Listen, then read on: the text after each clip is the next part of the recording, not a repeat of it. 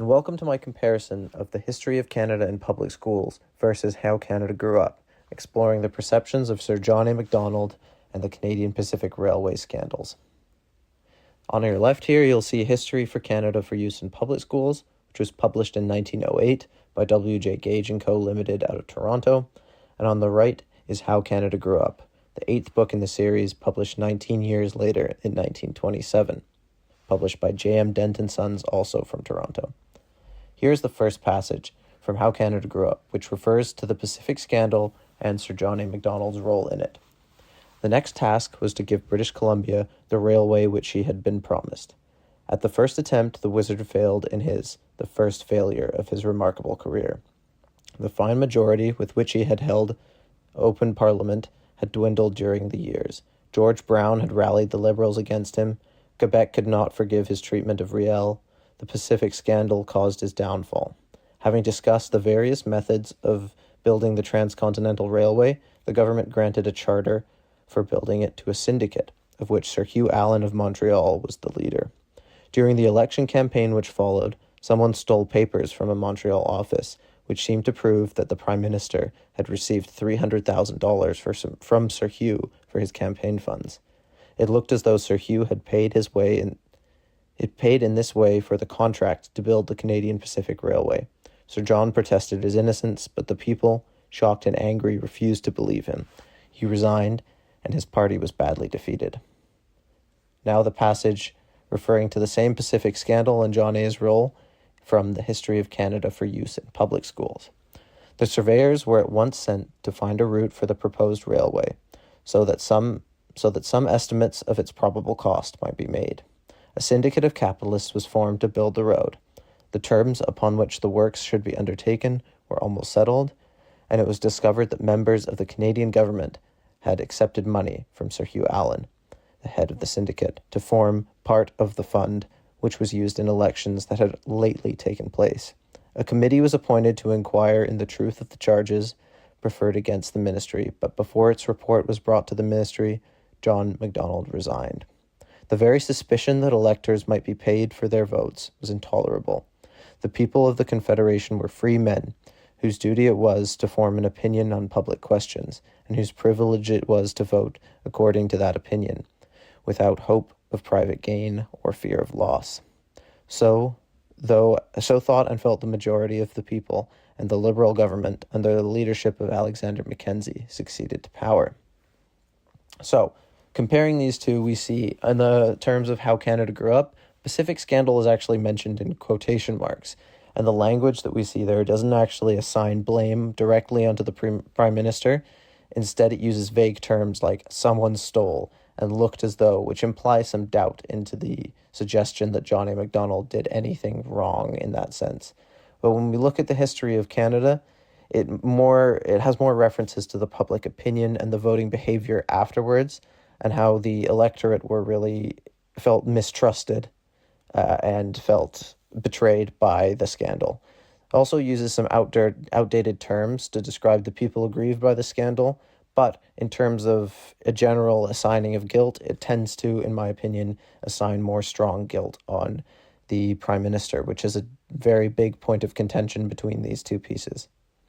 The second passage, first starting with How Canada Grew Up, summarizes John A. Macdonald's political career. From 1878 till his death in 1891, John A. reigned supreme, being 3 times re-elected. The last election cost him his life. It was hotly contested. His colleagues were busy in their own constituencies. Sir John stumped Ontario almost alone, but with all the old gaiety and fire. The strain proved too great for his 76 years. He was taken ill on an election day. A slight stroke weakened him, a more severe one carried him off. He died on June 6, 1891, and was buried at Kingston. Sir John Macdonald was not a man of high principle. Perhaps no men of high principle could have steered Canada safely through the shoals and rapids of those early years. As a young man, he drank a good deal. It was customary in those days, but in after years he overcame this weakness. He was all things to all men. His political method was to find out what people wanted before they knew they wanted it, to tell them about it, and to then give it to them. Not an exalted ideal certainly, But he was not a bad man. So far as is known, he never personally gave or took a bribe. He had unrivaled opportunities for making money, but he died poor. To his one professed principle, that of keeping Canada within the British Empire, he remained true. He had very great gifts of mind and heart, and he used them during 47 years in the service of his country. Undoubtedly, he earned the place which he holds in the front rank of Canadian statesmen. Now, a similar passage from the history of Canada for use in public schools. Sir John Macdonald remained Premier of Canada till his death in 1891. From the year 1844, when as a young man of 29 he entered Parliament, John A. Macdonald had taken a leading part in Canadian affairs. And when, at the age of 76, death called the veteran statesman from the task of ruling the people he had done so much to inspire with a national spirit, friends and opponents alike hastened to do him honor. Queen Victoria made the wife, who had been faithful a helpmate to him, a baroness in her own right. His labors in the cause of the empire were recognized by a memorial service in Westminster Abbey and a tablet to his memory placed in St. Paul's Cathedral. So now when we look at these two, we see in the history of Canada for our use in public schools, there's no mention of the Pacific Scandal, but there are references to the memorials put on in Canada and by the British Empire, and it carries a more factual tone and refrains from using superlative language. It references his political careers in a lineated timeline, talking about what he achieved and how he was remembered. Whereas in How Canada Grew Up, it's more of a glowing summation of his political career.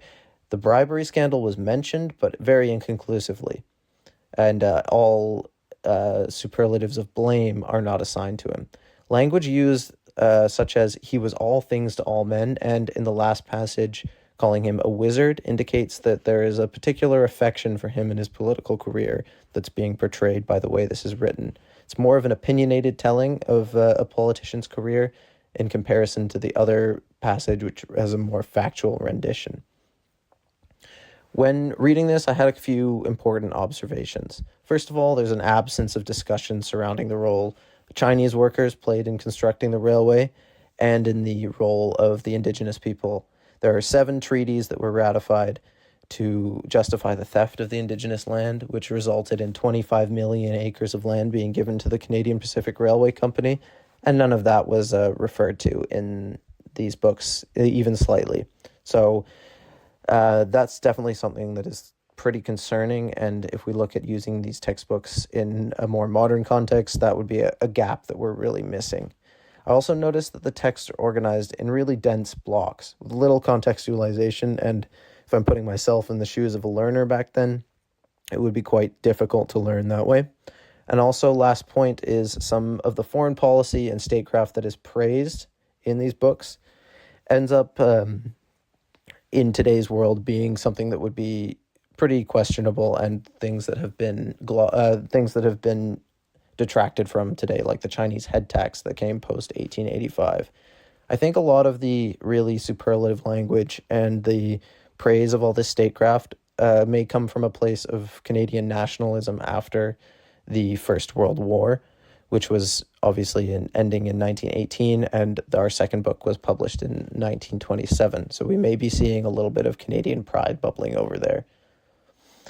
In terms of the curriculum, there is some contemporary relevance, I believe, can prompt valuable discussions on the importance of natural resource pursuit and its ability to change people in the land and communities, of course. It's also a useful avenue to analyze sources. We can look specifically at things and critically analyze these sources and what they're telling us and what the context is telling us. So I think that's important.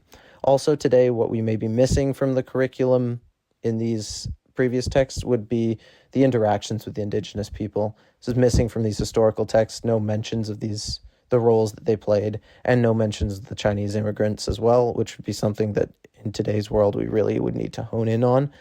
And there's also recently been some scrutiny over Sir John A. Macdonald's position as a hero. So discourse like this wasn't present in these two study texts, but doesn't mean that these two study texts should be thrown out, as we talk about in the conclusion section.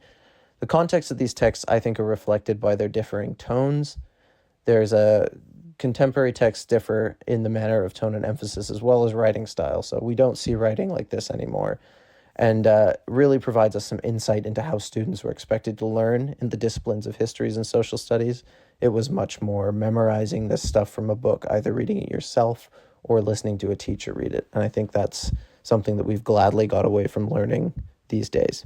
And I think despite the shortcomings mentioned and the shortcomings of the empirical perspective that we see here, it is still useful to explain the motivations for railways, and it gives us an opportunity to analyze different types of texts and sources. Thank you very much for listening to my presentation. That'll be all.